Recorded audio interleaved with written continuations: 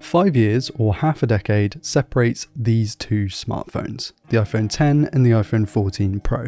Apple has made some big changes to its smartphone lineup in that time, but how much progress has it actually made? I thought it best to take a look back at the iPhone 10 and compare it to the iPhone 14 Pro, a 5-year newer smartphone, to really look at the details and see what has changed in the past 5 years. Hey guys, I'm Ryan Thomas and this is my review of the iPhone 14 Pro versus the iPhone 10. Starting off with what you see, the design. This is where the iPhone has gone both forward and backward in my opinion. I know that many love the flat sides reintroduced with the 12 series on here, but actually ergonomically they don't make much sense compared to the 10's much more forgiving edges. Sure, the flat sides of the 14 Pro look sharper, but they also feel sharper. There are also more colours to choose from with the 14 Pro. Really like this purple, I really like the black, whereas with the iPhone 10 you only had black and white, or black. I really like the black and white look with the panda sort of look to it on the iPhone 10. It looked great, but of course it wasn't as interesting as the newer colours. Then there's the bezels, the camera bump, the punch hole. They're all slightly different, but not in a crazy way. Of course you can tell the 14 Pro is the 14 Pro because it has that pair of punch holes. It 1000% looks like an iPhone though, just as much as the 10 does. You can really see the similarities in its design.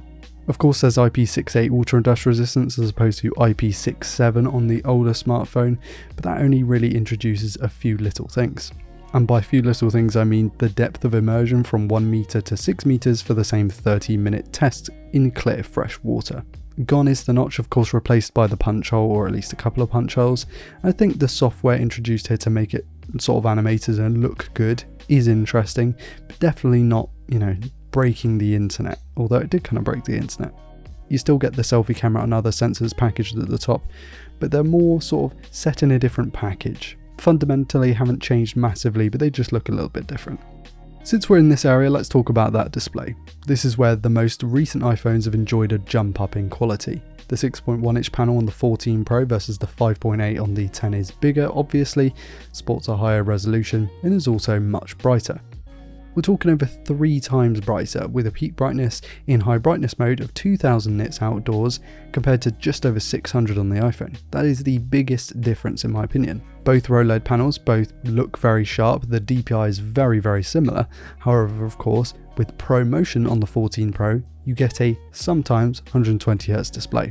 I've said on this channel many a time before that I think high refresh rate displays in smartphones are very gimmicky and I just don't get it. As someone who uses really high refresh rate monitors, I can definitely feel a difference. I just don't see why I would want that difference on my smartphone. However, I have to mention it because it is a big difference to a lot of people. Going from 60 to 120 makes the phone feel quicker at times, even though of course the added RAM and better processor also make up for that. The display is one of the areas in which the iPhone 10 was really good to start with, and so that's why I think the brightness is actually the biggest difference with the iPhone 14 Pro.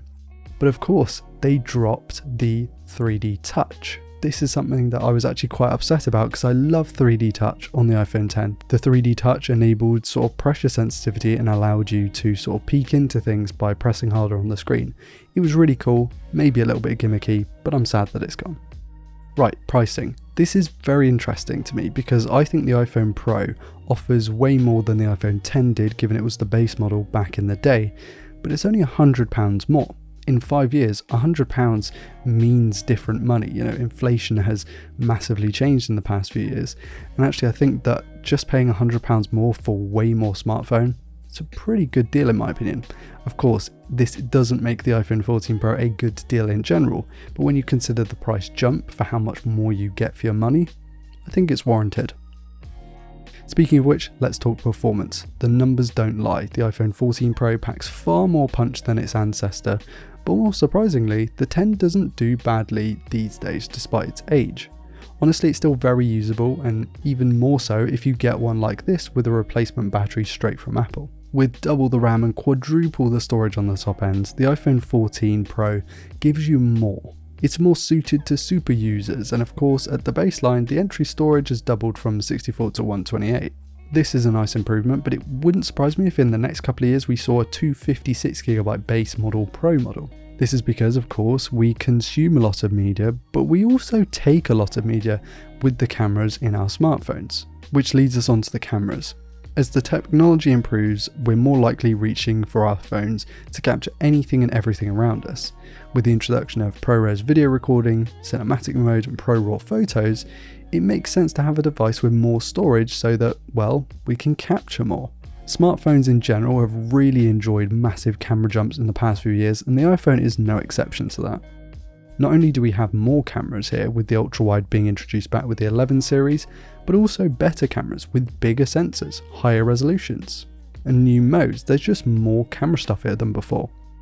Compared to the 10 at launch, the newer phone sports far more modes, from low light mode for better nighttime shooting, to action mode for better stabilization, to ProRAW and ProRes options to capture more data. You've then got cinematic mode for fake bokeh in video.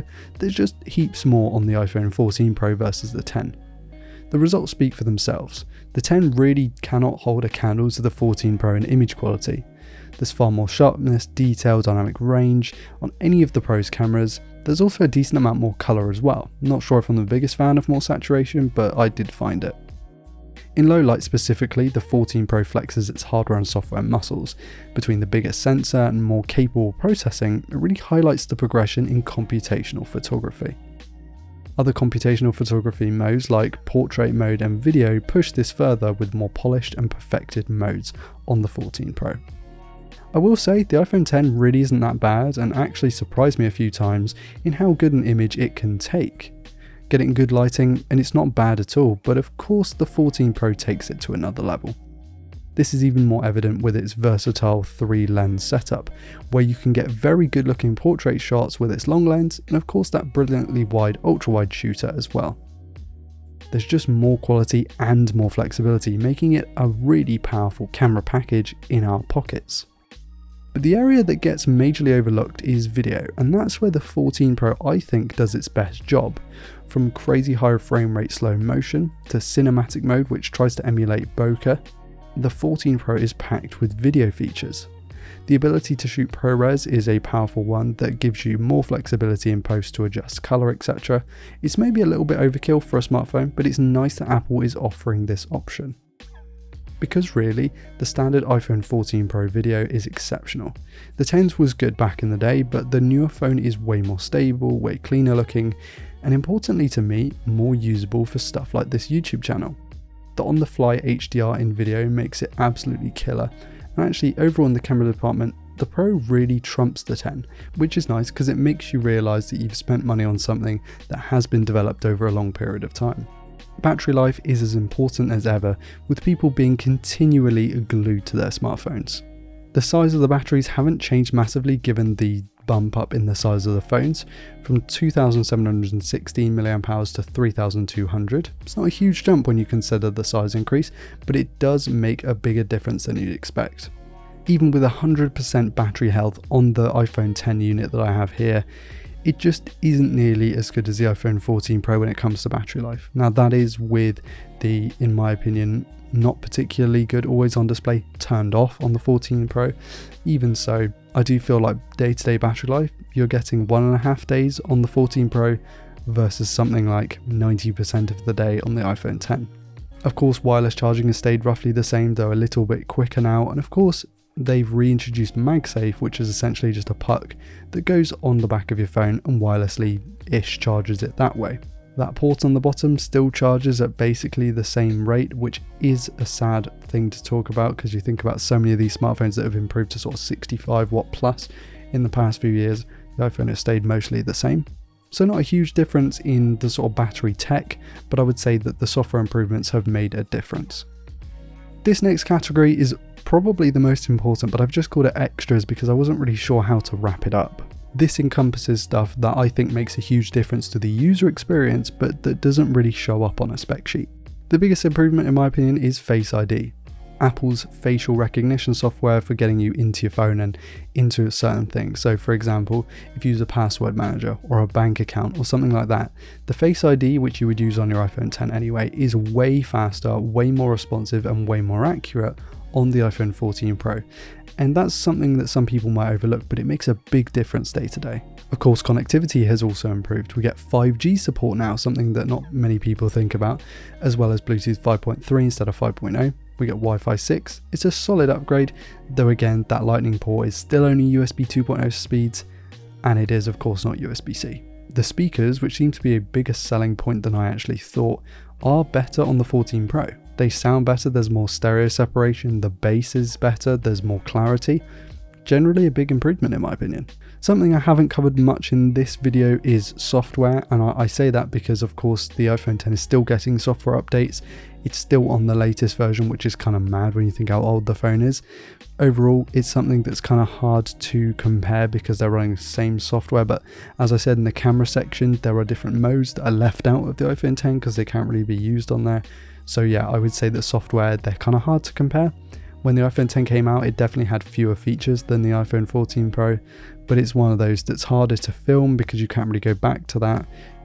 It's quite complicated. But saying that, what a crazy half decade it's been. Can we all appreciate the insanity that's gone on in the past 5 years, you know, with the COVID-19 and the wars going on, and the UK, for instance, has had a bunch of crazy changes in the past couple of years. I mean, it's just nuts. And then it kind of goes for the iPhone. What a market improvement this is over the iPhone X. It's not something that you notice immediately. It's not something you immediately think about. But when you look at the details, I mean, the big brightness change in the screen, that's something that you wouldn't think about on paper, but actually you go outside and you use these things in the real world. It makes a big difference. Face ID being quicker. The camera just being something that you might use every now and then and get decent photos, to something that you might actually put your other cameras down for because it's just that good.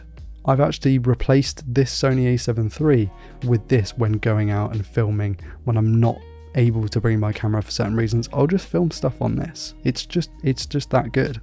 The performance changes, the design slight change. I've actually got a video coming out, might be out before or after this, where I'm talking about how the design hasn't changed massively in the past 10 years, but actually it's designed in such a way that you don't have to really learn something new, and it's not a polarizing change.